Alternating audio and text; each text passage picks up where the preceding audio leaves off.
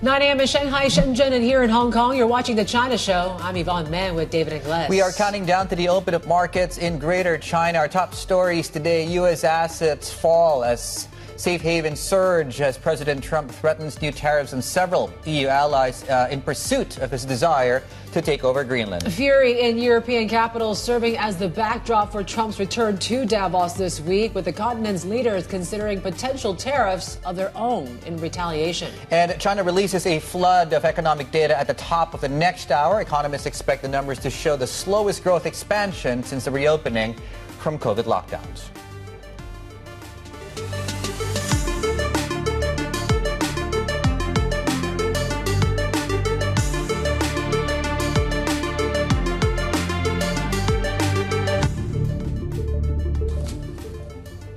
Risk off Monday. As you can see, Asian equities are off, not to the extent we are seeing the pressure coming through in U.S. assets, and that compared to European assets, not to the extent of the latter coming through 1.3% a Euro Stoxx 50 futures. This is a story that we'll continue to track and get into in greater detail in a moment here. It's also showing up, in fact, when you look at the currency markets, right, where this flight to haven is really showing up in the form of an outperformance in the yen, an outperformance in the Swiss currency, the euro to a lesser extent coming through. $1, of course, indicator of appetite as it pertains to EMs right now, just a proxy there, if you will, across that specific one. Now, all that is to say, when you look at the metals market, also similar theme we're looking at there, where you have silver, yeah, there we go, 6%, gold, fresh record, 2% to the upside. A slight bounce we are getting, of course, in the other metals coming online right now. This has to also do with the fact that on Friday in the afternoon, towards the end of the session, we did get, of course, a very sharp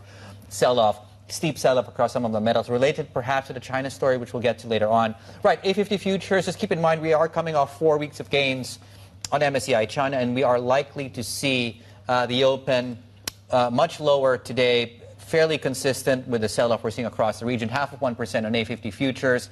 And yes, everything from data comes out this hour. So I think you have property prices, you have, and of course you have the activity numbers coming through the next hour. Yeah, it seems like you might see growth momentum really slow down the fourth quarter. I think it's still able to kind of reach that threshold of 5% growth for the year, at least for China. But I think most economists are expecting maybe this year you're going to see growth that's going to be sub 5% in some ways. When you start to see maybe the export side of things maybe slow down just a bit. But certainly it's going to be a key question there as well. But you got to take it back to Greenland, right? Because of what we've been hearing, the threats that all came from just one post on Saturday from the president threatening tariffs when it comes to some of his European allies. And, you know, Bloomberg Economics says, right, that could really cut exports by about 50% to Europe potentially here. What does that mean for growth? Also, I mean, you're talking about tariff rates that could be even higher than the likes of China that the U.S. has imposed as well on Europe if this whole Greenland sort of threat gets implemented. Yeah, these are U.S. allies in Europe, which, if you recall, the U.S. just struck a trade deal with its allies in Europe, of course. And how can you now trust a trade deal just months old, given, of course, the changing narrative and the likelihood that we might get more tariffs coming through? Is this a card play? And, of course, it really brings us back. All roads will lead, at least this week, to what's taking place in Davos, of course. I mean, Wednesday is when President Trump is going to speak in Switzerland here, as he does face, of course, those European allies. So I think markets are really going to be waiting on and really seeing what the tone is going to be struck from the president here on how far is he willing to really push on this whole Greenland issue. It is now the time for Europe to kind of push back. And really maybe stop appeasing President Trump, as some have called it. I think it was interesting what we heard from the Treasury Secretary, Scott Bessent, over the weekend as well, saying that the U.S. won't back down when it comes to Greenland because the continent is too weak to ensure its security. Take a listen. If there were an attack on Greenland from Russia, from some other area, we would get dragged in. So better now, peace through strength, make it part of the United States, and there will not be a conflict because the United States right now, we are the hottest country in the world. We are the strongest country in the world. The Europeans project weakness. The U.S. projects strength. Does Davos have a spine? That is the question that Stephen Roach has laid out here. The first time I think in 10 plus years, he's not going to be attending, but he's like, I wish I was there. Just to see this, or just to see how this is going to unfold. If they'll do something. If they do something. Yeah. And of course, this is going to be the face-to-face, of course, since this, escalation of transatlantic, relations, right? So I want to see firsthand if European leaders have the courage to do what American leaders have not done, challenge the growing insanity of a power-hungry American president. And so our understanding is European leaders are likely to meet in person, right, over the next few days or so. It's still unclear where that will be because many of them, just to hedge that, many of them will likely be attending, and to what extent we will hear in public a pushback. And really what the tone is going to be, right? Because Donald Trump will either likely try to sell the idea of Greenland, justify it against the backdrop of this global community of investors, business people that are hinged on not just everything he says, but everything he does as far as the trade deal is concerned. You're hearing the likes of the French President Emmanuel Macron talking about this anti-coercion instrument, right? Are they going to have to use this, what people say is the bazooka that Europe has in this escalating tensions here? And that would go beyond just custom duties, right? That could also limit the market access that maybe some of these U.S. tech titans have in the continent, too. Okay, it looks like we have our hands full. Yep. And we haven't even talked about the PCA and the Fed, and there's a different conversation now taking place. We'll talk about that later. But I think when you look at markets today, it's clearly that is the big story that markets are trading on, whether that's precious metals at a record, that's whether equities are on offer. Defense stocks in the region are playing up on the back of the conversations around this. Rosalind Matheson is with us right now. Our Bloomberg News Chief Asia correspondent is with us to help us understand the latest and how we got here this Monday. Well, that's right. Well, interestingly, we're going to have, as you say, Donald Trump talking at Davos, but the contrast will be Davos a year ago, because Donald Trump was just in the door as president a year ago, and he did address Davos virtually, and everybody wanted to understand, what is this presidency going to look like? Well, we're a year in. We've got a sense, at least, of some of the chaos that can come from this administration. And certainly Donald Trump, upending some of the global order by changing his relationship with allies and foes alike. And particularly when it comes to Europe, where Davos is obviously going to be held. He's coming in right as he's threatening, again, tariffs on European allies over Greenland, where he's coming in saying that Greenland needs to become part of the US, where he's again criticising NATO, European nations for not doing enough. As Scott Bessent was saying, US is projecting strength, Europe is projecting weakness. And really that's the question then for Europe at Davos. How are they going to counter that with all those leaders turning up? Are they going to continue to do what some have called appeasement, try and negotiate him off the perch, or are they actually going to stand up and say, we've had it, that's enough, and we're going to come at you, including on trade? Because Scott Bessent talks about weakness, but Europe does actually have some skin in the game here, particularly when it comes to the trade side, and they can actually impact the US economy and companies there with their trade policies. And so the question is, are they willing to do that? But they probably want to see first what Donald Trump comes in and says at Davos, and just how critical he is of Europe and all of that. Yeah, and can you tell us a bit more what the options Europe has at this moment? We talked about this anti-coercion sort of measure that they have, but what options does Europe have in responding to these tariff threats now?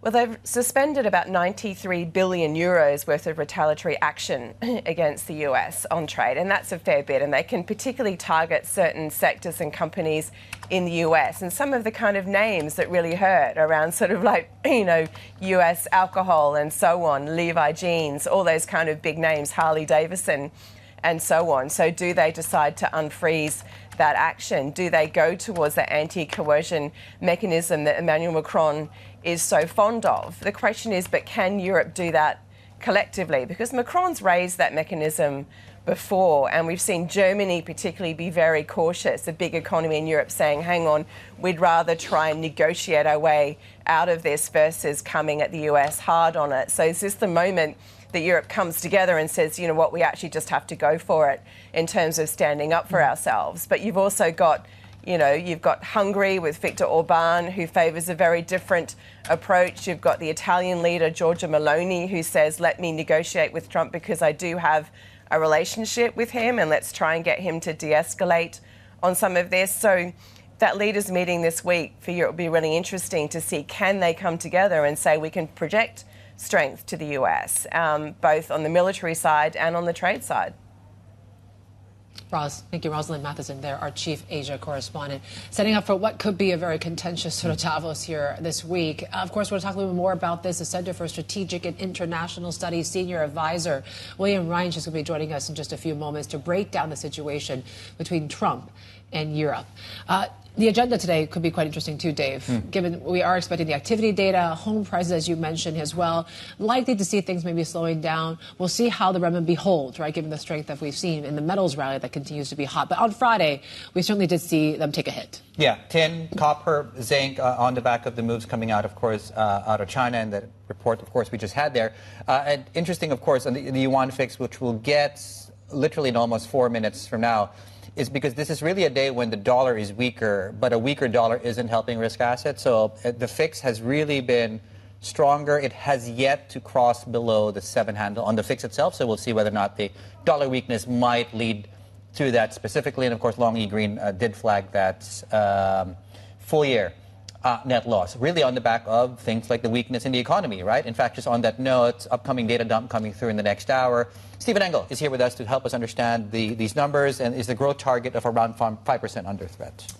I think it's pretty much a foregone conclusion that they're going to reach that target of around 5%.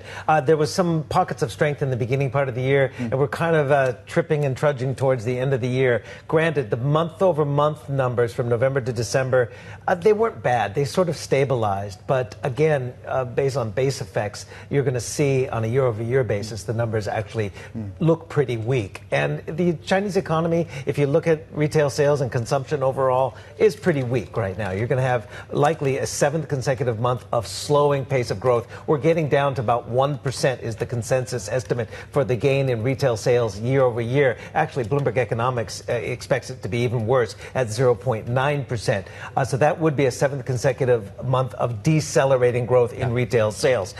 Fourth quarter GDP expected to come in at about 4.5% after 4.8% in the third quarter. But as I said, there was some strength in the beginning part of the year, so you're probably going to see right around 5%. That's the consensus estimate for the full year of last year. But again, it begs a lot of questions going forward, especially with industrial production, factory output looking weak as well. Factory output expected to be at, where's my number? Plus 5%? There it is. Yeah. Plus 5%. Again, slowest pace since August of 2024 in November of 4.8%. And again, Bloomberg Economics is more bearish. They're expecting 4.7% growth and not the consensus estimate of 5. So again, you have to look at where are going to be the engines going into the beginning part of this. Well, we're already in the beginning part of this year. Exports did really well in December, better than expected. But can you keep on relying, given the uncertainty of global trade, can you keep on relying on exports to keep on powering this machine, especially when, of course, property, there's no resolution in sight. And interestingly, when you look at exports, despite this trade truce with the U.S., especially over critical minerals, we saw a drop in Chinese rare earth exports. What's behind that? You would sort of expect that the truce with the United States and the approval of export licenses for rare earth batteries and the like for the tech sector, you would have seen perhaps in December a pickup. But actually we saw, according to the customs data or the Ministry of Commerce as well, the numbers actually dropped on rare earth exports in December, month over month, from November. And again, the data that came out yesterday, Sunday, doesn't break out geography or sector for those rare earth exports. But anecdotal evidence, more than anecdotal evidence. If you listen to statements from Ministry of Commerce, if you look at other comments from the Chinese government, they are using that lever against Japan in this latest dispute. In particular, that supply chain in Japan and the needs of industrial Japan in the high-tech sector and automobiles, rare earth magnets are a key one. They've tightened the export restrictions on these products to Japan. So again, that's probably the reason why we're seeing but the data doesn't say that, right? It's probably the reason why. We have to see a few more months as this carries on if this is truly the cause of that. Steve, thank you. Stephen Engel there, our chief North Asia correspondent, on the latest on what to expect in this data dump coming up in just 15 minutes time when it comes to home prices in the top of the hour. For the rest of it, ANZ's Raymond Yeung will be joining us here in the next hour as we break down live, of course, that data dump from China. But first, we have JPMorgan's chief China equity strategist Wendy joining us to explain why they're seeing MSCI China outperforming CSI 300 this quarter. Yeah, I think 100 is their target on MSCI China. Yeah, more on that in a moment. Just a quick glance at what this big week's going to be looking like. Of course, Monday, as we've talked about, this when Davos starts. Midweek is when the U.S. president makes that speech, and towards the end of that week, a monetary policy decision out of the Bank of Japan. In what way can the BOJ keep the door open to rate hikes without, well, maintaining optionality, not giving away when that specific loan will be? Okay, the reference rate of the day right now just out 7.0051 against the US dollar. Still on the weaker side of 7, still though on the stronger side of things. 695.93 there is the current level on dollar offshore. Plenty more ahead. This is the China Show. Good morning.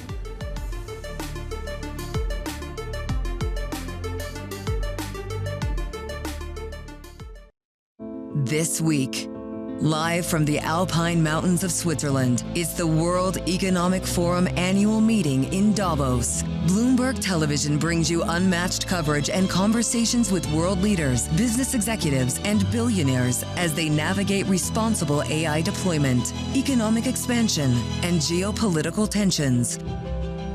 Tune in for daily coverage all week. Context changes everything.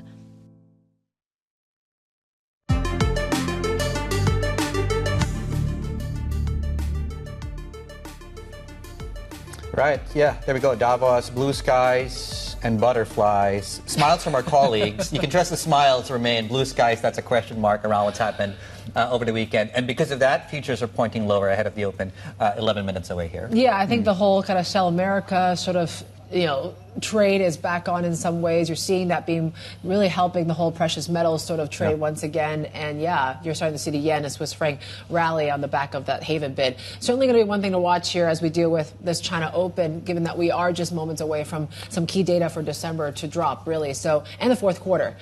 GDP numbers and the like. Tracking, of course, what these Chinese households are doing, right? Are they searching for higher yielding investments?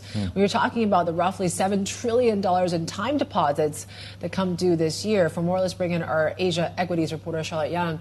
She's been tracking, of course, where this cash pile is going here right now. Yes, so we're looking at this huge pool of money, as you mentioned, around $7 trillion of deposits that will come due this year. In the past, Chinese households, mom and pops, they usually put in the banks because of the struggling property market, also stocks didn't return. But as now the deposit rate are slipping to 1%, investors are looking at where they should putting their money. And we're already seeing some of that money going into equities, golds, investment products, wealth management products, as well as insurance policies.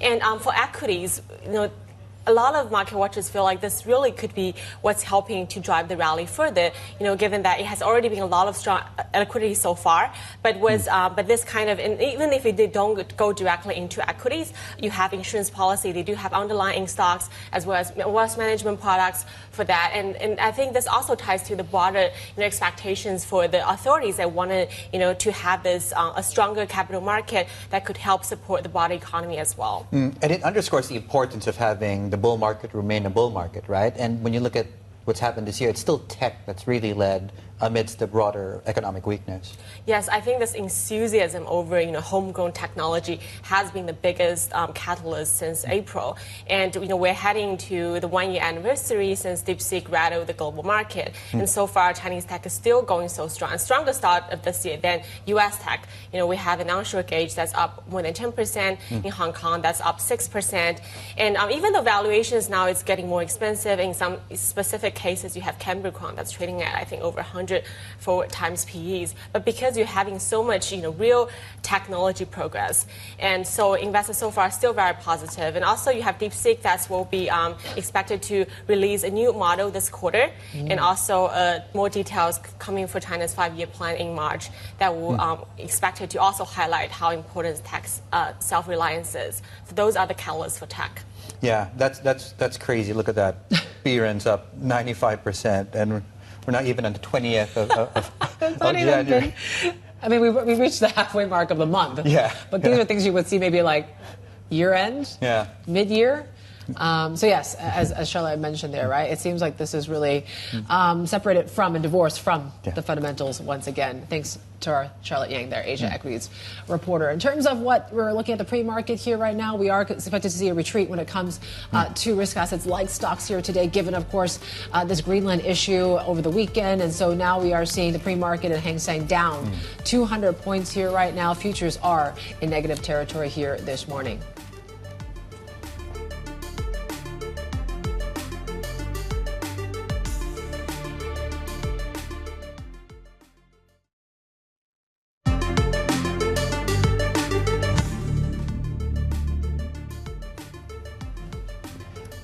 Was it Alanis Morissette, 1996? Just age yourself. Isn't it ironic that something called Greenland is leading to something that is redland across these markets today? But that is the reality we're in, and it's really set the stage for Davos this week. Yeah.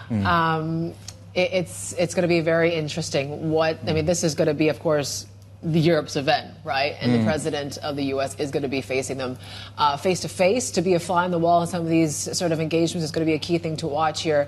Interesting enough, you're seeing the euro actually catch a bid against these escalatory sort of threats from the president when it comes to tariffs as well. But certainly we're going to be watching very closely that European Open here today. Could be a bit of a rough one.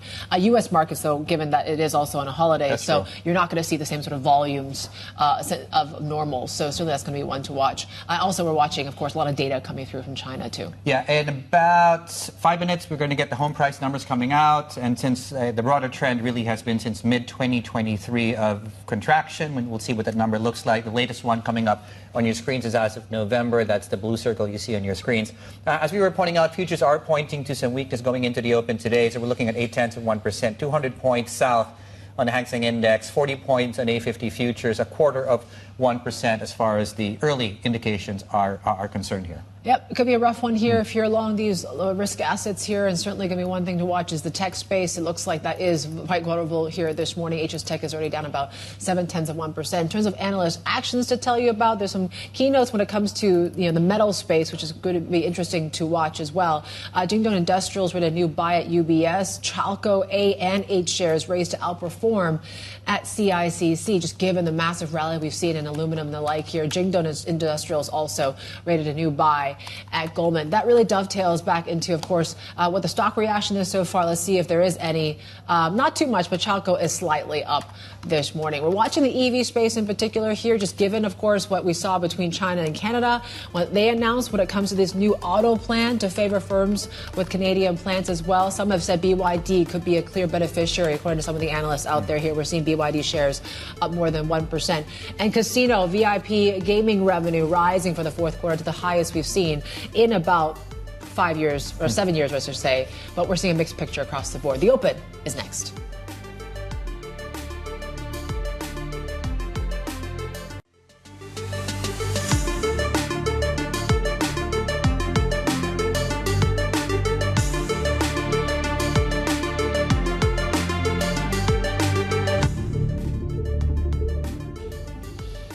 Good Monday morning. Welcome back to the program. We're counting down to the open of cash markets here. As you can see, it's not going to be a strong one at the open, and so we can blame geopolitics for rearing its ugly head again today. This flight back into havens, precious metals, yen and the franc. In a couple of seconds as well, we'll have something more to talk about in the form of Chinese economic numbers. This one is the home price numbers coming out in 20 seconds. Yeah, so quite a few headwinds ahead, really, when it comes to the geopolitics of things as we count down to Davos, and of course this data dump, which is likely could show some more weakness when it comes to the fourth quarter and how we wrapped up 2025 as well. Just given, as Steve mentioned, strong base effect certainly is going to be one key factor here to deal with when it comes to that. But new home prices should be coming into your inbox and your terminal screens pretty soon. But right now, we are seeing it is a bit of a downdrift lower here when it comes to onshore equities, where you have Shanghai Composite. We're flirting around that 4,000 psychological level here right now, lower by about 1/3 of 1%.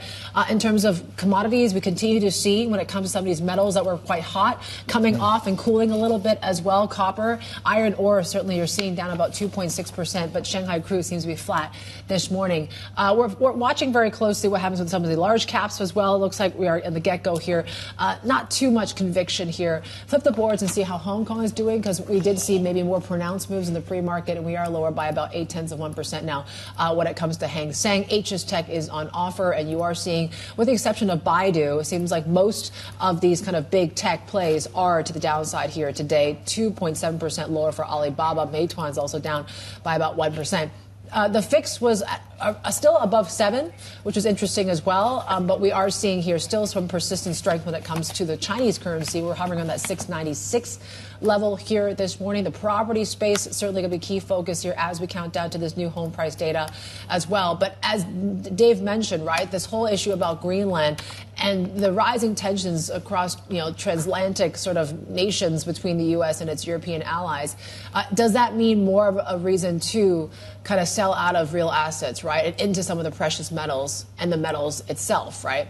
Just given what we saw on Friday, that interesting scoop that we have about what the trading firms and what I'm dealing with when it comes to data servers as well. That did cool down the commodities futures markets on Friday. But looks like right now this whole Greenland issue has reignited, of course, a lot of these sort of trades once again. Shanghai gold mining, for example, is up some 1%. Hunan silver, though, is heading the opposite direction. But yeah, gold also hitting a record here this morning, Dave. Yeah, okay.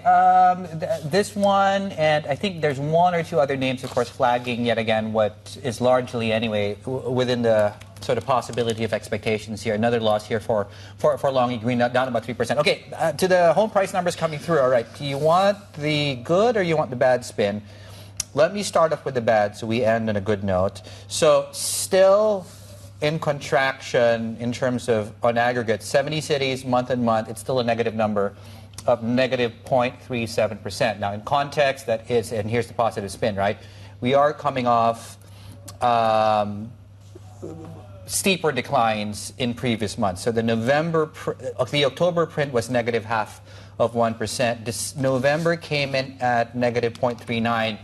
This is at negative 3.7. So not as bad, but certainly still consistent with the broader trend we're seeing across this market. And it's largely expected this will remain the weakest spot across this recovery, I guess. Yeah, and really, we haven't seen much of a change. At least not a meaningful one in the past few years as well. So that is certainly one thing that we deal with here when you talk to a lot of the analysts, that this is still going to be, of course, that weak pillar. But having said that, it still remains to be a very hot sort of Chinese market. Let's bring in Wendy Liu, Chief China Equity Strategist at JPMorgan. It's been a very good start to the year for Chinese equities here. How are you looking at it? And are you surprised by sort of the surge that we've seen in optimism? I think it's in line with our expectation. We saw, from October onward, it's going to have a pullback. And then the pivot back to growth came in a little bit earlier. We saw late December, early Jan. I think it started in early December. So we're going back to the growth mode. We were doing the rotation into value. Now we're doing the rotation into growth. And looking at the JPMorgan quantitative macro indicator and how the style's been trading, I think we're good to go for most of this year in the growth zone, which is quarter over quarter, year over year momentum picking up. And we've seen earnings revision by 1% since mid-December for MSCI China, both in 25 and 26. So I think we're okay. We're back to the growth zone. What leads the earnings recovery? By sector, materials is a big one. We also see communications services. I think AI is helping to lower costs. And then the metals pricing also helped. Although we see healthcare taking a bit of a hit for 2026 earnings estimate. But it's too far out. If there are good innovations coming through, I'm sure it's... Because they're too optimistic, the earnings? Just a note on that. Yes, on healthcare. A little bit. Yeah. How should investors look at this, right? You talk about how quickly these rotations play out and then they reverse. It's hard for anyone to really kind of come in and really chase any sort of rally here right now. How are some of these positioning looking at this Chinese market now, especially some of the long-only funds? Yeah, we discussed this a little while ago, and this being very difficult. So we're relying a bit more on the technical indicators. whether it's being oversold or overbought. And so by end December, all the indices for related to MSCI China and CSI 300 onshore markets became quite oversold. Okay, so that's got to be an indicator. And we do see the macro monthly data becoming quite nimble. When things are heated up, we can see a pattern of stimulus easing off a bit. Things are softening, we can see that picking up. So that sort of coincide with our macro indicator. When it's risk off, people go for defensive and value. And when it's risk on, it's IT, healthcare, discretionary, communication services, materials. So we can look to the rhythm in technicals, macro data, and style to give us a sense. Yeah. To give us a sense, what does the next few weeks look like ahead of Chinese Lunar New Year, and then you have the 2 sessions? Does that momentum continue? I think that momentum continues. Okay. And there is one hurdle, which is with the upcoming earnings results, and we could see some sectors are clearly setting up pretty high hurdles for clearing 4Q earnings, particularly for A shares like IT in A shares, healthcare in both A and H. But given those growth sectors, people will be able to look over it more easily. And I think for the CMY or LMY, the key is looking at consumption. There are mandates calling for designing and implementing measures to lift household income. So let's see what happens on that front. And I think that happens, it's going to be good for discretionary and then also for staples. In terms of valuations, how are you looking at that right now? Because the IT space we were just talking about, with our colleague Charlotte about Cambricon is like 90 plus or even 100 times earnings here right now. What part of the market you think is looking too stretched, and what still looks undemanding? Overall, it's not stretched. 12.5 times, 0.4% standard deviation above the 10-year mean. It's right there. And if looking at the growth and the size of the market and what money could be coming in from offshore and then coming out from the deposits in the banking system, I don't think it's stretched. Asia is a little bit more expensive, 16.5 times. And within that market, the most expensive slice, clearly, is the GPU localization place. And we look at semiconductor equipment, it was trading as high as 4 standard deviation above the 10-year mean on PS, back in October. It came down to 2 and went back to 2.7 to 3. So now onshore is willing to hold that kind of valuation for the eventual materialization of the revenue pickup. So it might be a consolidation on the high end, but it is clearly a big upside vis-a-vis historical PS. The eventual realization there seems to be something that people are trying to understand when. Well, my question there is because those have really outperformed, and people are trying to figure out first, who are these names, and if we know who these names are, what's the track record? Is there a way to extrapolate future earnings? How much do we know about these sort of fresh up-and-comers that are suddenly raising money, not just here in Hong Kong, but also on the mainland? I think point one, I think the Hong Kong market would want to see quarterly numbers. Asia market is probably more willing to hold them for structural upside. Okay. And there are really several kinds. One is the ones that related to the global AI hardware, so optical modules, PCB, etc. There's also the semi-GPU names, and that's where I think people want to see when the volume's going to ramp, right? Is it now? Is it first half? Is it second half? I think the ramping of the revenue will give people more confidence, although I think a lot of the structurally positive money will be staying in there, but then it'll also be fluctuating a bit given the style shift. Understood. Yeah. Okay, so you're thinking at least MSCI China could outperform CSI first quarter, but then onwards, is there more preference towards A shares or? I would think A has become more stable. The volatility has come down quite significantly vis-a-vis 14 and 15. H actually has become more volatile. And so I think H, on the upswing, H should outperform, I would think.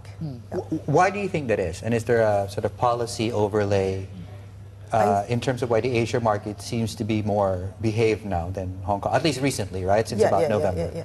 So that's a very fair question. I think the Asia institutional money has been more stable, like the National Fund and then also the Insurance Fund. Right. And so it's giving these indices, the big indices, a pillar holder, CSI 300.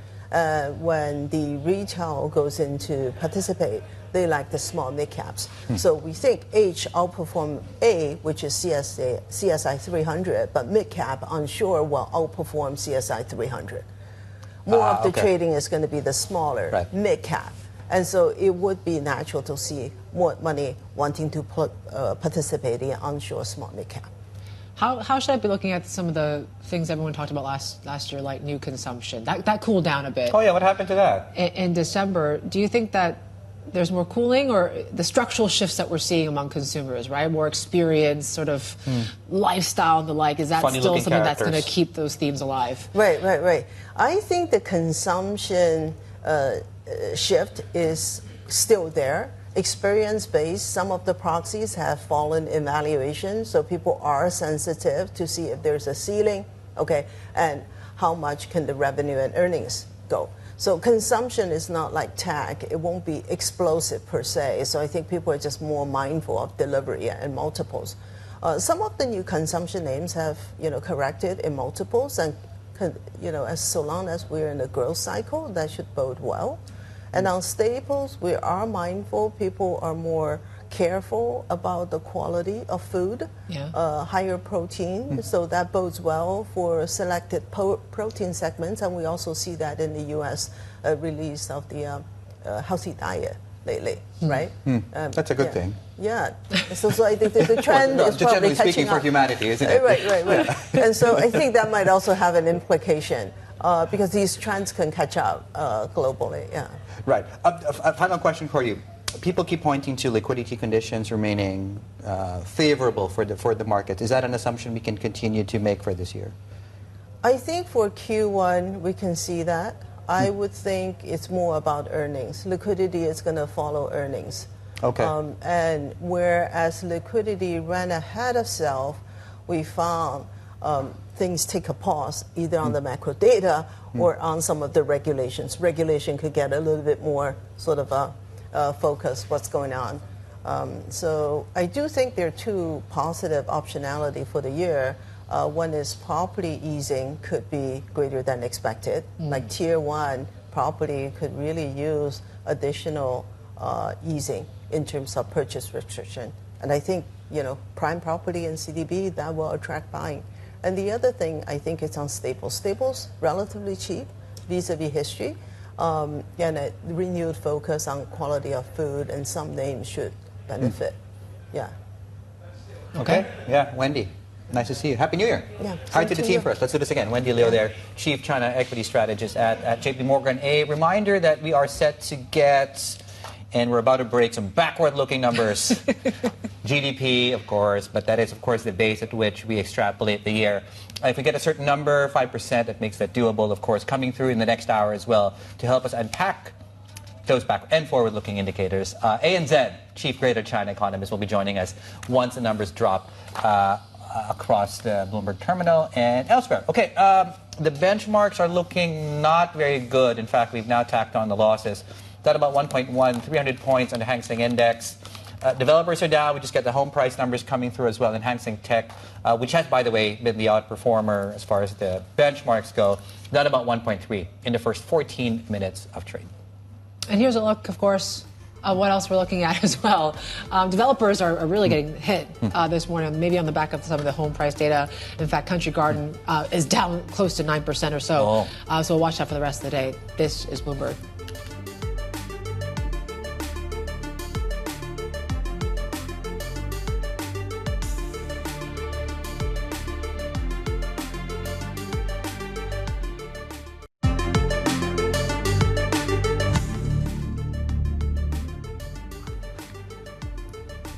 Welcome back. You're watching the China Show. Yeah, this was the post coming out of the U.S. president, which is really leading to why markets are hence trading in that way. So you're looking at defense stocks in focus, you look at precious metals bid, you look at haven assets bid.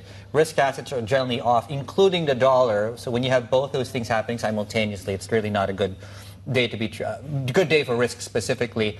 President Trump has said that he would impose fresh tariffs on 8 European nations tied to his Greenland ambitions. Joining us now from Washington is Reinsch, Senior Advisor at the Center for Strategic and International Studies. He also served as Undersecretary of Commerce under the Clinton White House.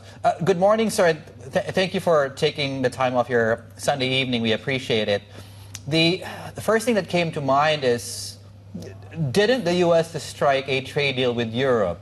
How do we need to be looking at new tariffs on the back of something that is barely months old?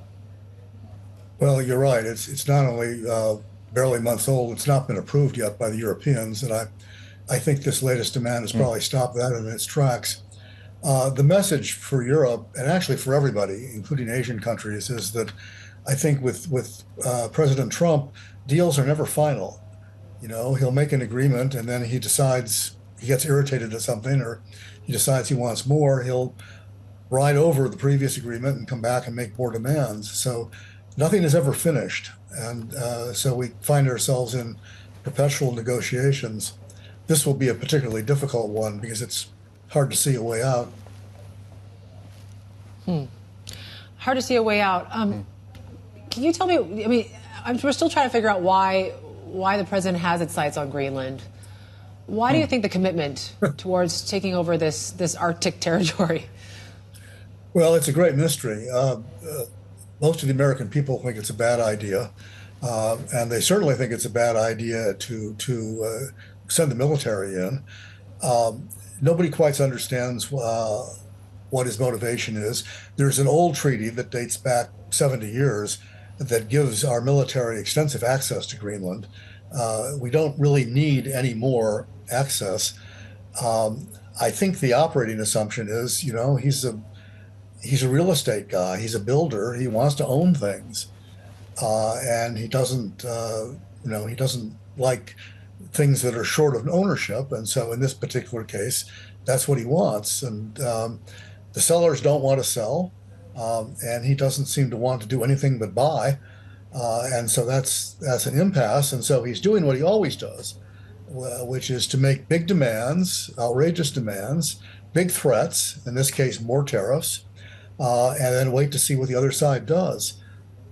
Historically, if the other side pushes back, he often retreats, or he retreats in part.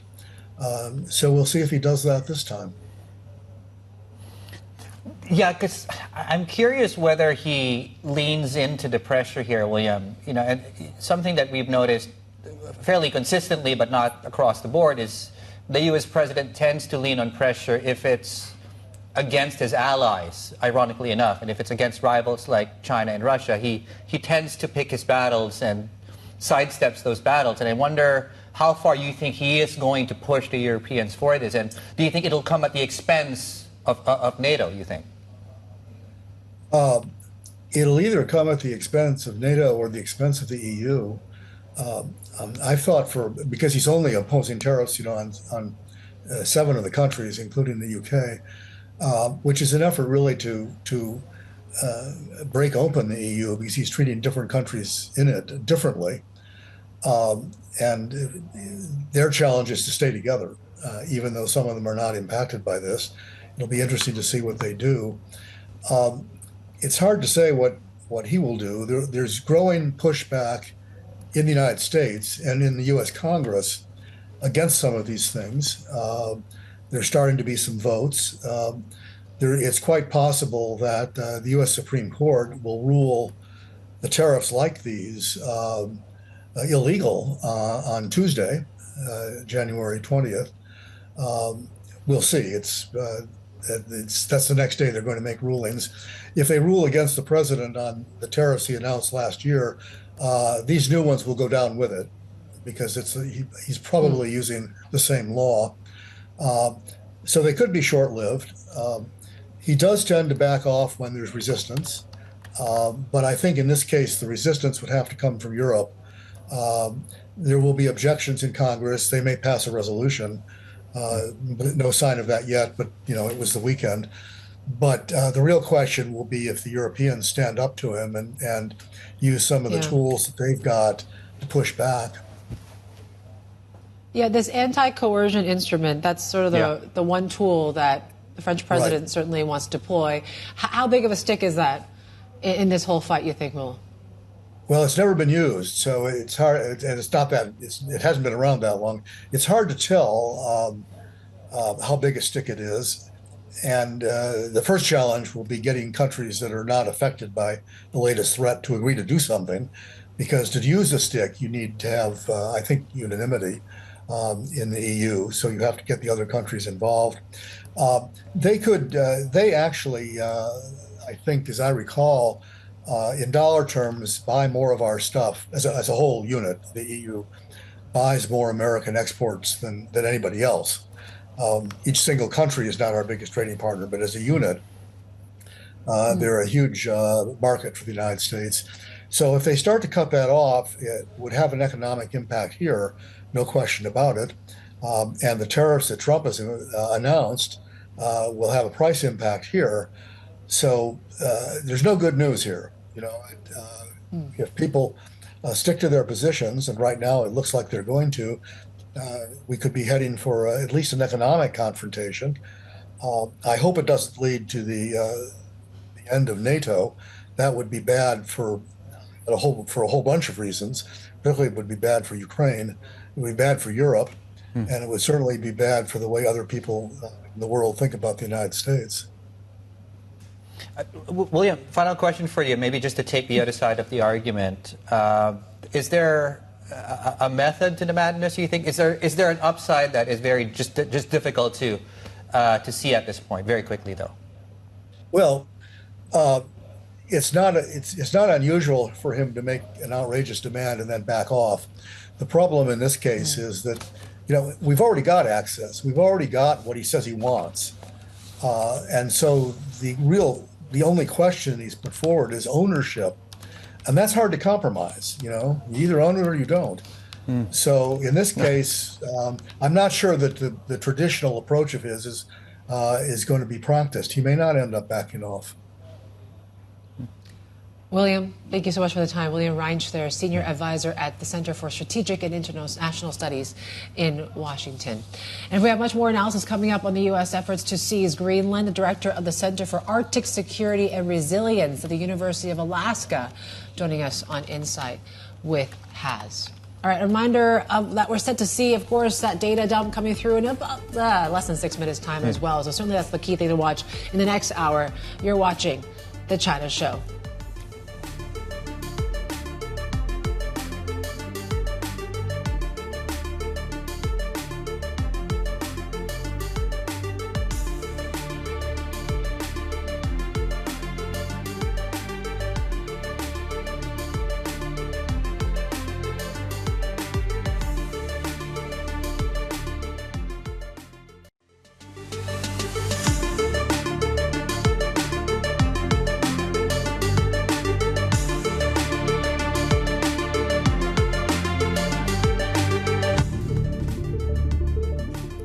Welcome back to the China Show. Top of this hour is, of course, first and foremost, that data dump that's set to really be unleashed in your terminals here. And certainly one thing to watch is, of course, that fourth quarter GDP number for China, right? Likely to be maybe 4.5% according to consensus. Will that take us to that 5% sort of threshold when it comes to 2025 annual growth and reaching that target? Looks set to be the case. That's according to what consensus estimates are right now. But we got to break it down further, too, to see what December unfell. Well, what happened, basically. Yeah, in terms of the activity numbers, right? So a 4.5% number, and we'll find out in 10 seconds, actually gets you to 5% because of the growth that we had in in early 2025. Okay, I'm just looking at my terminals because we should be getting the numbers anytime now. Okay, so why don't I take growth and, you know what, in line, really. There's really nothing much more to say on growth. So 4.5% 4Q. Which, as we were pointing out, that takes you to 5% on the full year number. Seasonally adjusted Q&Q is 1.2%, slightly higher, of course. What you don't get here, on the surface at least, is a deflator number, which I'm curious on because that sort of gives you an indicator of inflationary pressures and sort of the output gaps. What else are you seeing? Yeah, so in terms of the December data, retail sales, that was a slight miss and a slowdown, 0.9% for retail sales. Also, when it comes to industrial production, that one was actually better than expected, 5.2%. But fixed asset investment, these are the year-to-date numbers. We are seeing a negative print of 3.8%. So that is worse than expected as well. So certainly that could be the key thing. I mean, the key thing we've been watching, of course, investment that has basically collapsed all of last year. Yeah, which I guess is perhaps one of the best indicators of future potential, right? When you get that investment coming in. Let's get the instant reaction. Joining us here on set is Raymond Yeung, Chief Greater China Economist at ANZ. So your initial reaction to the numbers, and among the many that we mentioned, what do you think is the most important? I look at the FAI number, the fixed asset investment is perhaps the worst in history since I observed this data back from 1998. First negative figures. Wow. So you can see how bad Outside it was. of COVID? Outside of COVID. Outside of COVID. Okay. No, even including COVID for the full years. The number was still positive. Oh, was it? Okay. Across the whole year. It was a drop. In terms of, I don't have the nominal GDP growth number because I'm sitting in the state studio, but I expect that this would also be one of the worst in terms of nominal growth. Maybe since 1976. Except COVID. This one is except COVID. Okay. This is the absolute number of output. Yeah. Nominal. Okay. Yeah. Okay. But apparently, we'll try if you look at the fourth you. quarter number, you know the momentum dropped a lot in the last few months, except maybe some rebound in December. Just looking at the PMI number and also today's industrial production, not bad. Higher than 5%. So what does that mean for 2026? What's going to turn around this investment story, that this negative sort of sentiment that we're seeing when it comes to people? Well, the low number in the second half of last year provided low base for comparison. So just in terms of headline figures, we improved in the second half of the year, but that tells us still whether the government is willing to relax the anti-inflation and relax some of the pipeline. That's been a lot of money sitting in the local government ready to deploy. But then the sentiment in the second half of last year started to drop a lot because of anti-inflation. Well, I'm looking at the GDP figures, 4.8% this year. I know that some of the local governments still set a very aggressive target, maybe at 5%. So this may still be the official target for the Chinese economy as a whole, but my worry is not about the headline number, it's about the distribution. Because now, if you look at the unemployment number too, especially the youth unemployment, I expect to be a second-digit number still. I don't have the number for December, but the November number is 16.9%. It's higher than the November number last year. Or 2024. Yeah, okay. We're going to try an effort to get you that number. You won't get that today. Okay. The headline number of jobless rate is 5.1, which is the same. Yeah. Is that informative to you? Just the overall number? It is very informed. I think this is very indicative about the structural changes, the regime shift of the economy. GDP is doing quite well, but what about AI, robots replacing, the demand for labor, and how would that weigh on and drag consumption? So you see that the retail sales number is very, very weak. I can't, whether China can count on consumption to boost the domestic demand, because still, I believe the export and external environment is still pretty vulnerable. So vulnerable.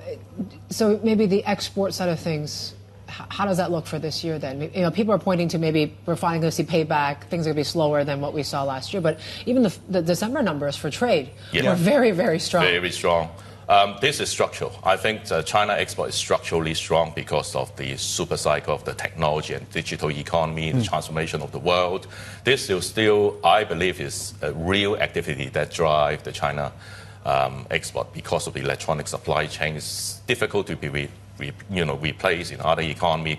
They substitute the China supply chain? It's very difficult. Yeah, you can't, right? You can't. And I wonder if that structural force, that policymakers know that is something that is consistent. They can rely on. They can rely. Is that why they're holding back on fiscal stimulus or lower rate cuts? Because that takes care of growth, if not more. Perhaps the headline growth, as they deem that 5% is comfortable.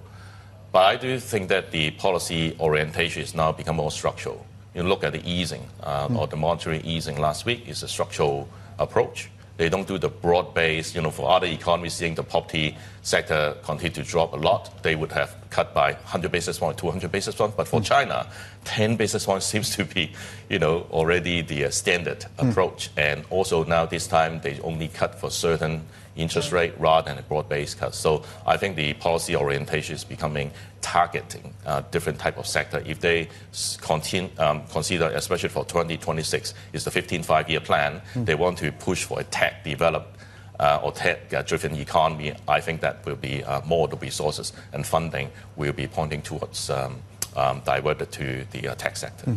Okay. As an economist, what do you think is the subscription then for stimulus this year? I mean, if you had to pick something that they really need to work on.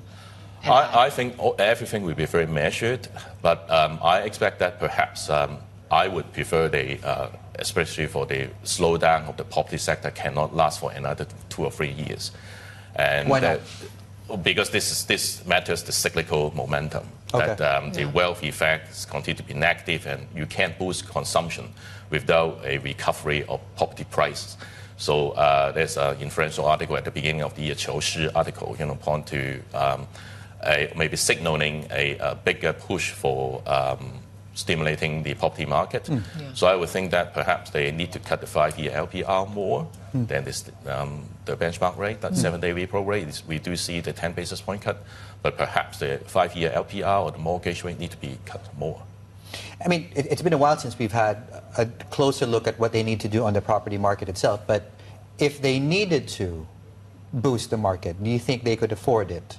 And why aren't they doing it?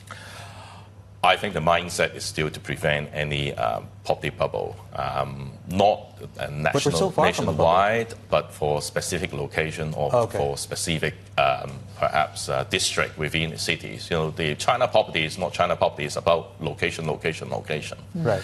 And if they see there's a sense that something is still flood with money, household deposit is, massive, in the banking sector, that ready to deploy. If there is a signal that China is abandoning the housing is for living, this type of policy agenda, then there may be another push for the property market and the flood of money into those sectors. This is perhaps not what the Chinese government want to do. What about on consumption? One of the big questions which we've partially answered this year, big questions last year, was whether or not we get an extension to the subsidies and economic support for consumers directly, right? And you alluded to the retail sales number. How would you describe the Chinese consumer? Because the optimist would say the reason they like deals is because they're just smart consumers. In other words, if we remove the subsidies, do you think they'll still purchase by the same amount? Where are you on that argument? I might have. We have seen some change in the consumption or spending behavior. To be, in the previously because of the huge wealth effect that they all push for a very luxurious item. But now, they enjoy the life more and enjoy the quality of life, domestic travel, taking a selfie. That might be, probably what they want to spend the money. And to some extent, that boosts the data center business or some of the tech or the platform business as well. But then overall, how would that translate into value added? Or the consumption story at the GDP level, the nationwide level. I think the government need to think about that. But my bottom line is that this type of consumption subsidies won't work and it's not sustainable because you can't change your fridge every month. You can change your mobile phone every month. Right. So all you need is still to have a genuine improvement of consumption appetite, and wealth effect is still the major drag at the moment. They've always said maybe that's why they need to keep the currency's strength, just given they want to rebalance the economy back to domestic demand and whatnot. Do you see sort of value in, or at least is the currency still very much undervalued? And do you think there is a greater tolerance to allow the renminbi to strengthen from here? I think the policy of the PBOC is always to keep the renminbi exchange rate stable and don't want to see a big move. They are managing the volatility, not the level. But if you ask me that the Chinese yuan is actually undervalued, by 2030, the GDP per capita by international dollar is only reaching the US level in 1980. But if you ask me whether China is lagging behind the US 50 years, no, definitely not. There might be something wrong in the exchange rate. So if the Chinese yuan is actually undervalued, all the PBOC can do is to prevent the yuan to appreciate too fast, not too slow. Raymond, thank you for that. Fantastic. Raymond Yeung there, Chief Greater China Economist at ANZ. As we were just showing you just now, the Statistics Bureau is currently holding this briefing on economic numbers to the left side of your screens, and the right side for our Bloomberg clients. First, you have the numbers that have come through, some initial context from our team, and also some context and content also coming through out of officials there. So of course, I highly encourage everyone to check this out, of course, for more context. We'll have a lot more on the way, of course, on the China story coming up. This is Bloomberg.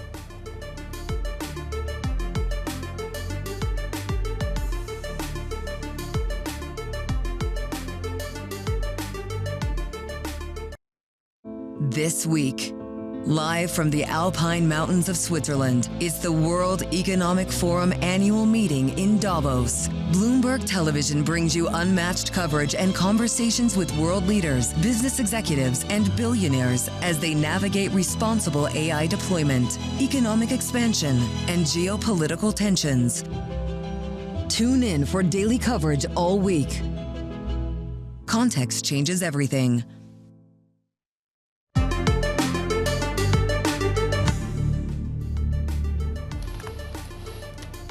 Right, welcome back. Just an update of these markets across assets. So we're starting this off with a look at metals, and as you can see, the bid continues across haven plays, the bounce, maybe a technical bounce across some of the industrial metals, which sold off on Friday. The former, of course, really on the back of what's been taking place geopolitically and that haven play. In fact, on the currency markets, it's a similar dynamic you're seeing with the yen and the franc. I think it's still the franc over the yen if you did the cross there, outperforming the rest, which gives you a sense of the aversion to risk. I guess that's a strong word. I guess to how unexpected the developments were on Greenland with the post coming out of the president, new tariffs coming on board. Can we change this, please, and have a look at currency markets? Thank you so much. There we go. And, of course, bond markets is really, you look at European futures, Bund futures, we focus on that, oats. And, of course, the story in a 30-year Japanese government bond is up 10 basis points. That's probably something we should be talking more about ahead of the BOJ coming through on Friday. Cash markets, I think we're about 1.1 trillion in terms of turnover in first 40 minutes of trade, a fifth of 1% on the Asian benchmark. We are coming off lows on the Hang Seng Index, and we are now, in fact, up there on the CSI 300, as you can see on your screens. Yeah, certainly that's going to be one to watch where, interestingly enough, it seems like the Asian market is still very much outperforming, just as Dave mentioned, the turnover there. And that's despite, of course, the data not looking particularly strong when it comes to what we saw in the fourth quarter, which was in line, China GDP of 4.5%. And we have reached that 5% target for 2025. But under the hood, in December, when it comes to fixed asset investment, as Raymond Yeung from ANZ told us, that's the first time we've seen negative print ever for that series. So that certainly is one thing to look at as well. But that seems like to be largely telegraphed right now. It seems like the whole AI story still is quite strong in China. In terms of what we're watching in the whole Greenland effect, of course, we talked about the flight to havens, the flight to defense stocks.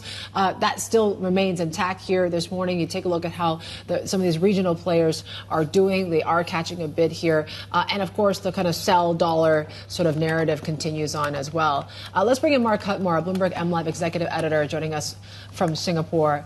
Mark, obviously, our whole weekend sort of upended just given what we saw with the Greenland news and that post from President Trump. How do you think investors are treating this? Is this more a geopolitical shock, or are they looking at something of actual growth sort of shock that this could have on the EU and the US now? It's a major geopolitical shock, which then has ramifications for growth and markets. We're on a slightly slow reaction timetable. That's for three reasons. One is we've obviously got the US holiday. Two, the normal game plan in such situations is ultimately a diplomatic solution and a fudge is found. And that is still the base case expectation here, that we'll won't get those tariffs imposed. We'll work out something that kind of works for everyone. There's that saying that pessimists sound smart, optimists make make money. And I think that's kind of the general base case right now. And the extra reason we're slow is that because Trump is going to be in Davos on Wednesday. So the timeline is that this may not get resolved till later on in the week. Now, the problem is that until it gets resolved, the risk aversion is going to increase. This is, people have used the word unprecedented, and I would say that's probably true in terms of the post-World War II era. NATO is being undermined from within NATO, and that's quite dramatic, and it's been done publicly. So it's very, very hard. You've got political alignment across Europe that they need to kind of react strongly and stand up to Trump in this case, which means that their path for a diplomatic solution is much more narrow. So I think that the risk aversion we're seeing in markets will remain and perhaps intensify until we get a resolution. It makes sense for many people to believe that ultimately the base case is that there will be a resolution, but as I said, there are many risks. Mark, I guess I wanted to ask you about the Fed, but you just put an idea in my head. Why don't we talk about silver again? That seems to bolster the case today for silver, not just as a tactical opportunity, but if these trends stay, that seems more like a structural trade. What do you think of silver? So absolutely, David.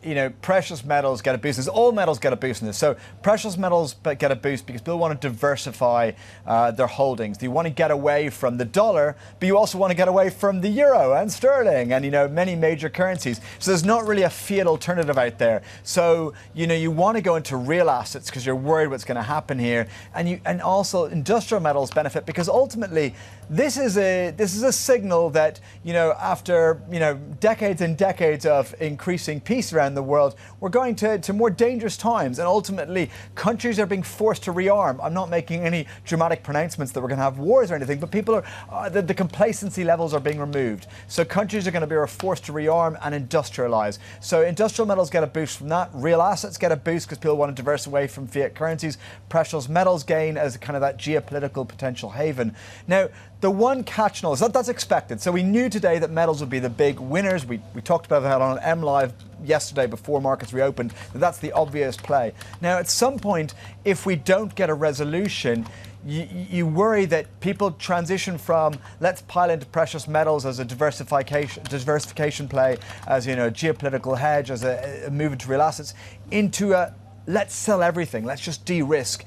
And what happens then is they're going to take profit on winners. So I worry that if we don't get some kind of resolution in the coming few days, that actually precious metals suddenly get hit badly. And the game plan here has been done many times before. You saw it in the GFC, where even though the money printing from the Fed and central banks around the world in reaction to the GFC should be very positive for gold, and were very positive for gold, it still fell something like 30% in the instant shock when markets are kind of selling off badly. It was the same in COVID. So even though you get long-term boosts in such risk aversion scenarios that are good for gold and silver, they get hurt when there's risk aversion because people sell down winners to cover their losses. Mark, Dave mentioned about the Fed. It's interesting what the president said is that he doesn't really want to lose Kevin Hassett in the White House and that he may not be the top contender really to succeed Jay Powell here right now. There's been talk of former Fed Governor Kevin Warsh that now seems to be leading this race here, but it seems like there's more uncertainty in who's going to succeed Jay Powell this year. How should markets be interpreting this? You know what?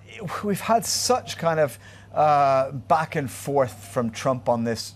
From my point of view, I'm largely going to ignore it till we get the decision. Orthodox economics would suggest that the Fed may not be in much position to cut rates at all this year. And in fact, there's upside to yields. Now, we're probably not going to get an orthodox economics response because, the assumption from markets and from investors is we're going to get someone who's going to try to appease Trump and therefore have easier policy. I think that doesn't matter who it is. Ultimately, I think all this agonizing the last couple of months over exactly who'll be the Fed chair is a complete waste of time. Whoever we get is going to try appeasing Trump to some degree. Now, how much might be in debate, but I think let's just wait for the decision. We know that economics-wise, it's hard to justify the rate cuts that are priced, but it may not be economics that decides the rates path. Mark, thank you. As always, Mark Hudmore, our MLive executive editor in Singapore for us. Just ahead here on the China show, we're looking at autos and EVs in the focus certainly of what 2026 looks like as far as price competition, market share, capacity is a good one to get into with Tina Hou out of Goldman Sachs at those times on the screens. So stay tuned for that. Plenty more ahead. This is The China Show.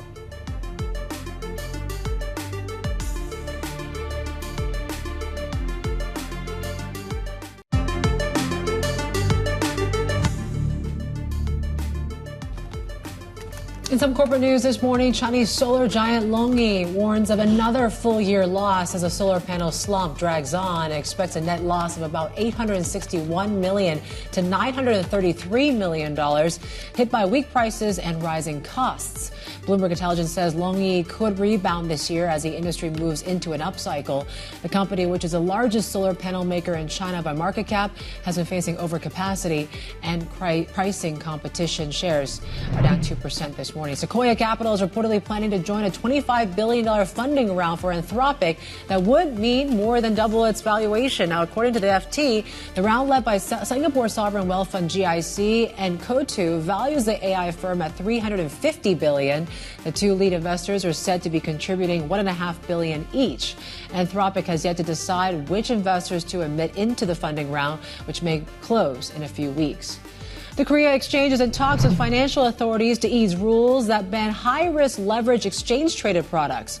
The move aims to draw retail investors back to the domestic market and align the framework with leading international stock markets.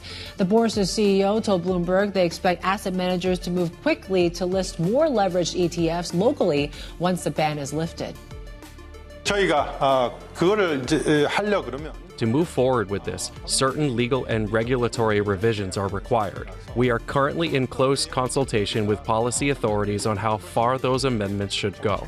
As such, it is difficult for me to give a definitive timeline at this stage, but I believe these measures are likely to be institutionalized in the near future.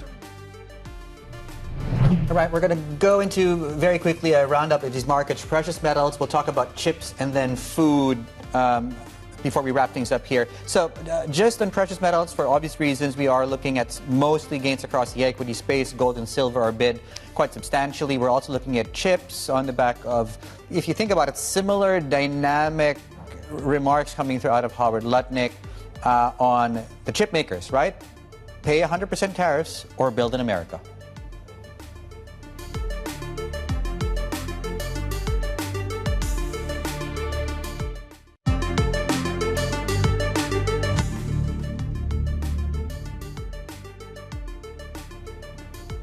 11:29 a.m. in Tokyo. Japanese markets are going to that lunch break in just a moment, but it is a risk-off session in Tokyo today, just given, of course, the geopolitical tensions that are rising between the EU and the U.S. Greenland, obviously, is in the forefront of all that here as well. So you are seeing the Nikkei 225 down some 1%. The yen is actually catching a haven bend, so we're sub 158 levels here right now. So that's certainly going to be quite interesting. Of course, keep in mind the BOJ is also meeting at the end of this week as well. And you also have, of course, the election uncertainty and whatever happens, does that actually dampen the pressure for the BOJ in some ways to hike rates? That certainly is going to be a key question. But look at what we're seeing when it comes to the yield space as well. You're still seeing the long of the curve selling off, and the melt up in yields continues, Dave. Yeah, we're really going to look ahead to the BOJ, right? So consensus is, as Yvonne was pointing out, let's have a look, please, at the week ahead as we discuss that. So consensus is no change. We know they are going to raise interest rates, right?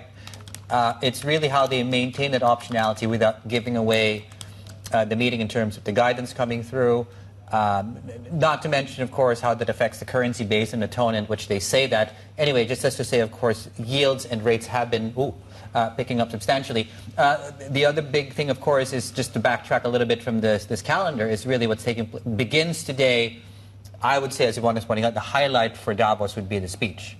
Yeah. And given what's happening in Europe. Yeah, you know, this is a very European sort of event, right? And the fact that the U.S. president is going to be making a speech there in the middle of the week, you know, it's going to be very interesting to see what he says about this whole Greenland issue. How far is the Trump administration really going to go in trying to take and seize Greenland here? You know, you're seeing protests on the ground. You're seeing when it comes to the EU allies as well. They're having emergency meetings this week to discuss what options are in terms of retaliation. Is this now the moment, that inflection point for the EU to come together and fight against this threat of more tariffs? After, as you mentioned, the ink is still drying, I guess, when it comes to this trade deal. But, the European Parliament hasn't even quite signed it off on it yet, right? So certainly that could be where we are seeing a backtrack of things. And certainly, is this the new low that we've seen in transatlantic relations? That certainly is going to be the case. But you take a look at how European markets might unfold here today on this Monday morning. Keep in mind, U.S. markets are closed for Martin Luther King Day. So liquidity is going to be an issue. Maybe some of these moves are a bit outsized, but you are seeing already when it comes to bond futures, they are moving here this morning. And certainly we'll see how stocks are going to react. Yeah, in fact, I'm going to ask my producers, sorry, this is a last-minute request. Can we get the stocks futures up? Because that's also quite telling as far as how they're probably going to trade poorly going into the session today, right? So I think everything from DAX futures were really to stand out to the downside. Euro Stocks 50 futures are also trading quite poorly going into the Monday session today. So thank you so much. There we go on your screens. We're down about 1%. Something to watch as we go into the thick of things this Monday. Right, just to pivot back here to the Asia Pacific and the EV sector specifically, and when you look at how things have done, and at some point over the next few weeks, we do enter earnings season. So today we're better on BYD. There's really not much there as far as everything else on the price move itself. The question really for this year is to what extent competition shows up, how many new NEV models are up and coming, what's the new capacity number as far as the amount of capacity domestically and offshore that these car makers and OEMs put in place, and what do they do with all that cash they're sitting on? I think it's something like 80 billion in net cash across the OEMs. If that statistic is wrong, Tina Hou, our next guest, will correct me for that. She's with Goldman Sachs, China Autos Analyst. Tina, happy New Year. Hope it's not too late to say that. Why don't we get started with just as we look at 2026, how do you think the competition story evolves this year, if at all? Yeah, I would say it's going to be another year of very fierce competition. So according to our database, last year there were around 120 new EV models launched into the market. This year, that same number still holds. So if you look at all the OEMs, they're still very aggressive in terms of new model launch. And then based on our conversation with the auto companies, all of them expect double-digit volume growth for their company this year. But what's interesting is that when you talk to them about what's their view on the market, they all share very conservative outlook for the market, from down 5% year over year to up 1% year over year. But then they still all of them expect double-digit volume growth for their own company. So that definitely implies very intense competition this year. Double-digit growth in volumes, what does that mean for pricing? They've started a new round of price cuts. You've had regulators warning of severe penalties if they continue to come out with these discounts and incentives. How should I be looking at pricing strategies for this year, too? Right, that's, I think, very, very tough. But at the end of the day, I would say the price will eventually be decided by the market, by the supply-demand dynamic, rather than forcing a specific price on a specific car model. But that being said, what the government is definitely putting more and more monitoring on the sticker price of the cars. So we might be less likely to see just direct price slash or price cut. But there are obviously other ways to offer more competitive models. For example, offer more features, longer range, faster charging, more autopilot features, and then at the same price. So that's another sort of effective price cut, but not necessarily direct one. What about profitability trends? And I mean, do we see a bigger portion of the pie? And it's a growing pie, too, in terms of the number of OEMs, right, from the year prior to last year, just in terms of which car makers are actually selling above cash cost. Right. So we created this consolidation tracker about 1.5 years ago. And in our latest update, we see that still more than 50% of the OEMs are operating above cash cost. However, as an industry, the industry as a whole, we are seeing declining cash profit from the second quarter of last year, down 1%. And then the third quarter last year, it's actually exacerbated to down 10% year over year. So we believe that effectively the domestic industry profit is declining. It's being sort of like destroyed with all of these ongoing price competition. At the same time, we do expect the demand to slow down, probably down about 1 to 2% in the domestic market. So that being said, we do think that maybe this year export or the overseas market could be the bright spot. And then OEMs will look to focus more and more on the export, on the overseas market to help to stabilize and even grow their profit. Yeah, I was going to ask you about the export side of things, because some good news came through in the last few weeks, whether it was Europe, they're considering maybe putting a minimum price in replace of tariffs with China. And then you have the Canada deal, where basically they were before matching the U.S. with 100% tariffs, and now you're talking about single digits for auto exports from China. How big of a deal are these sort of two, announcements here, and should we expect those margins to stay quite strong then? Indeed, the European market is about 14-15 million market with annual sales compared to about 23 million in China and about 17-18 million in the US. So it's the third largest. It's very sizable. And then the Canadian market is relatively smaller, but it's about 1.5 to 2 million units each year. But I do think that both the European-China deal, the agreement to replace the previous tariff by the so-called guidance price is definitely a positive development. And then obviously Canada opening up now with a quota of 49,000 units, but then going forward it could expand. I think it's a signal of better and better improving access for China EVs in the overseas market. And if we look at the pricing and profitability overseas, it's several times what the automakers can make in China. But that doesn't mean they're making excess profit, because if you compare their overseas profit to the Japanese makers' overseas profit, it's actually similar or even lower than them. Tina, we alluded to the cash pile that as a group the OEMs have effectively what they're sitting on the balance sheet. Does that amount tell you anything about, I don't know, whether that's capex plans or buybacks or the ability for them to actually ride out competition? Right, exactly. I think that's another major reason that we're still seeing capacity expansion. So for the first 3 quarters of last year, capex of the listed 13 OEMs in China actually grew by about 35% year over year, which is really surprising because we are hearing all of these overcapacity talks, but then they are still increasing capex. And then, as I mentioned, the cash profit is being destroyed. But how can they continue to expand and to compete?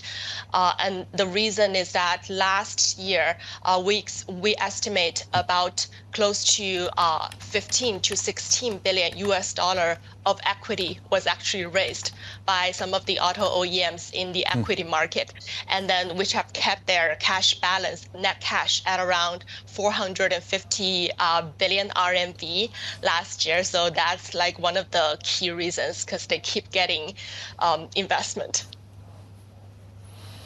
This is a market and coverage, really. I don't envy your job.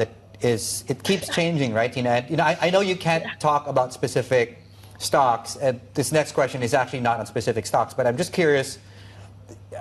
I think the number of OEMs, didn't it go from, 10 to 13 under your coverage, something like that? And I wonder, was there a specific car maker or OEM that surprised you the most last year? And do you think we'll get new entrants this year?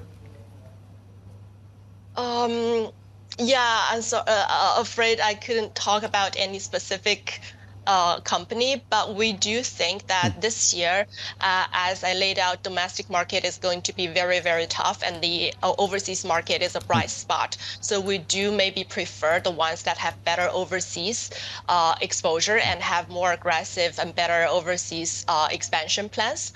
So that's one. And in terms of new entrants, I would say it's going to be relatively limited, maybe in specific very niche segment. We are seeing some of the companies talking about coming in. Some of them showed their new models at the CES recently.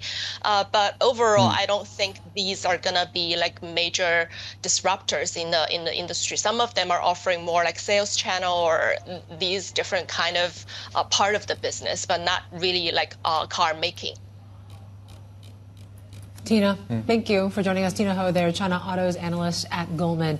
We're just going to bring you back to those live pictures out of Beijing. The National Bureau of Statistics is still, that presser is undergoing here. And they talk about seeing multiple risks and potential dangers in key sectors. And they're talking about the R&D intensity that surpassed some of the OECD countries' average in 2025. So that's quite interesting as well, given the fact that we have seen investment, as we talked about, that year-to-date number. And then there's our very own Lucille Liu asking a question here right now to, of course, authorities. But the two words that we did hear from the likes of some of these stories were, in terms of the economic performance in 2025, is stable and resilience. That's how they described it here, given the fact that, given all these Liberation Day threats and all these tariff sort of threats that were looming, the trade side of things, we still came out of 2025 with 5% growth, which did meet the target there. So certainly that's going to be one thing to watch. But as Michelle Lam from SocGen there, the China economist, is saying that this data that we see does tell a familiar story, according to some of our T-Live colleagues there. Strong factories and weak domestic demand. That seems to be an ongoing theme.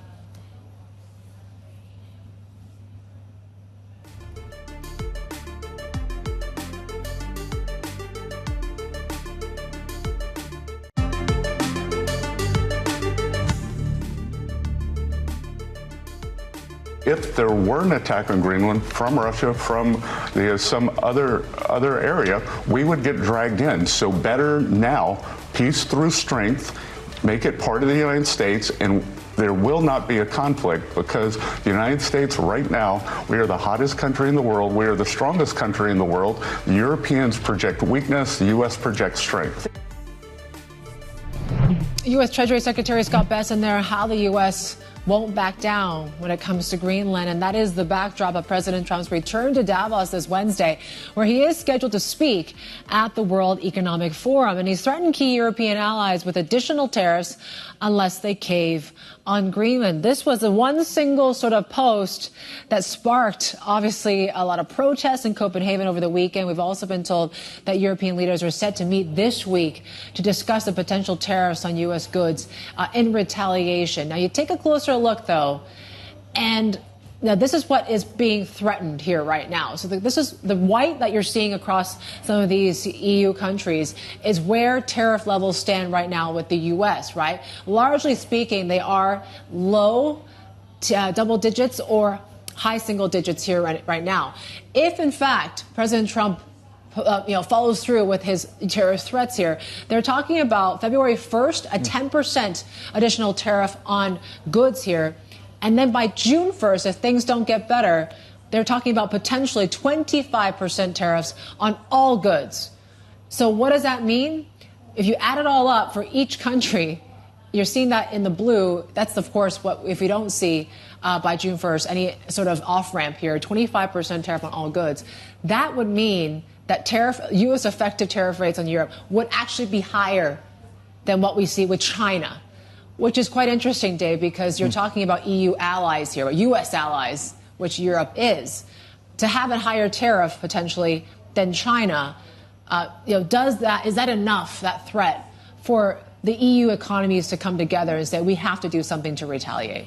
Yeah, well, the language that's come out so far does feel stronger. In fact, right, and we'll talk about the big bazooka option that they could turn to if, in fact, we head in that direction. In fact, for more details on the potential response, the tone coming through out of the White House. Let's bring in Rosalind Matheson, our Chief Asia correspondent, is with us right now, who's had a very busy start to her week, Rosalind. So just why don't we start on the European side of things? What do we know about what their plans are this week for this in-person meeting, and when do we have any idea of when that might be?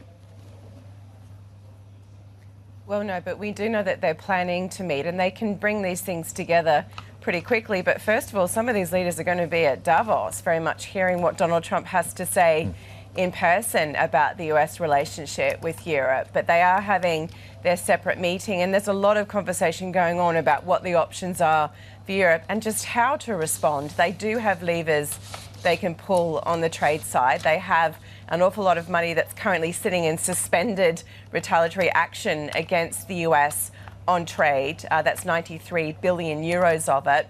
They have their anti-coercion mechanism, which they can enact potentially. There's been discussion about that, well, since the start of the Trump term, really, since he really turned his gaze on Europe when it came to trade. They've been unwilling really to do it so far because they've been trying to negotiate with Donald Trump. They've been taking the approach of keeping him in the tent, showing that they have a collective interest here in trade and security. Now, is that calculus changing? Quite possibly, going by the language that we're seeing, but still, the question is, are they willing to really deploy some of those trade mechanisms against Donald Trump at this point? Maybe the 33 billion euros starts to get enacted and we're in a full-throat, trade war between the EU and the US. And the question is, will leaders really collectively do that? Because we have seen differences of opinion between some of the European countries about how strongly to go, particularly, again, a bit of caution from Germany, pushing harder from France, Italy in the middle saying, let's find a way just to de-escalate. And Roz, I think what happened, up until before this incident, why Europe did in some ways agree to those 15% tariffs with the U.S. was a longer-term question of whether Europe can go by in defense and security without the backing of the U.S. and with Ukraine in particular as well. That answer was a big no last year. Do you think those discussions have changed in any way now? Well, it's really hard, as you say, to separate trade and security because Donald Trump just blurs those lines all the time. And so it's very hard to separate them out. The Europeans were trying to do that. They're saying, let's keep trade on one side. Meanwhile, we're also trying to get an end to Russia's war in Ukraine. And that seems to have fallen by the wayside again because Donald Trump is currently very focused on Greenland. I mean, he came into power saying he was going to end the war in Ukraine very quickly. Well, it's been a year and we're still no closer really necessarily to ending that war in Ukraine. And that's something that the Europeans have been trying to keep in the conversation on as well and keep that going. And does that now really taper off? Where does that leave Ukraine? But, Europe's also showing, hang on, we do matter to you in terms of things like Arctic security. It was really telling that the UK did contribute to the US efforts to seize that tanker recently in the North Atlantic. They're showing we can provide reconnaissance, bases, logistics to help the US in this region, and we can play a really integral role in Arctic security. In fact, we're already doing so cutting us out would be dangerous. I mean, the US seems to think they can go it alone in the entirety of the region. Europe's trying to say, no, hang on, we can be important. I mean, a fundamental existential question for NATO is what is the future of it? Yeah. Do we ever get to the point where the Europeans say to the US, you've got to get your troops out of Europe, take them out of our bases? Roz, thank you. Rosalind Matheson there, our Chief Asia correspondent, joining us out of Singapore. And stay tuned all week on Bloomberg Television for our special coverage of the World Economic Forum in Davos, Switzerland, where we'll hear from political and business leaders shaping the global agenda. Right. In some world news this morning, White House economic advisor Kevin Hassett says President Trump may let him keep his current job, which would eliminate him from the contention as the next Fed chair. Now, Trump last week expressed reluctance about nominating Hassett, saying that the administration would lose one of its most powerful economic messengers. Now, sources say the decision may now come down to former Governor Kevin Warsh or BlackRock executive Rick Ryder. Now, NASA has rolled out its next moon rocket to the launch pad at Kennedy Space Center, marking a key milestone in the lunar race with China. Now, the move marks the start of Artemis 2, the mission that will send 4 astronauts around the moon and back in 10 days. Now, the program uses a launch system built by Boeing and an Orion spacecraft built by Lockheed Martin. Now, the flight is set to launch no later than April. We have plenty more ahead. This is Bloomberg.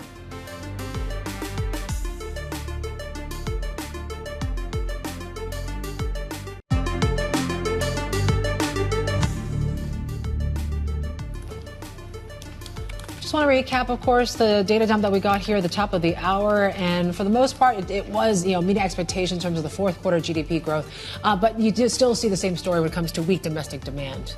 Yeah, we did, and I think some of the commentary that's come through out of the Bureau of Statistics does talk about some of the key sectors that they're watching closely as far as risks go. But as far as the growth last year was concerned, the fourth quarter numbers have taken care of that specific target, 5% for the year. Retail sales slightly to the downside. Industrial output, though, was the one that came in above expectations. Right, that's it from us here on the China Show. We have plenty more ahead, of course, on Bloomberg Television. Keep an eye on European markets as they get underway this Monday. We'll see you tomorrow.